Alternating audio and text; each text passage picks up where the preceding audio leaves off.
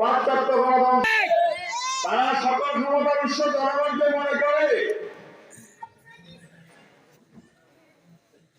এখন আমাদের পার্লামেন্ট পাশ্চাত্য গণতন্ত্রে দ্বারা পরিচালিত। মানুষের তৈরি আইন এটাকে সম্মান করে, এর দ্বারা রাষ্ট্র পরিচালনা করে। ইসলামী গণতন্ত্র সকল আইন উৎস এটাকে বিশ্বাস করে, এর বাইরে আইন তৈরি করার ক্ষমতা মানুষের নাই। এই দুটো আছে। পাশ্চাত্য গণতন্ত্র মদকে বলে দেবে, সুদকে বলে দেবে, যাকে বলে দেবে কাজ করে না।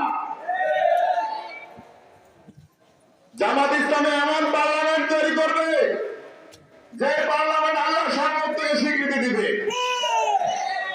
সকল ক্ষমতার উৎস রব্বুল আলামিন ঘোষণা দিবে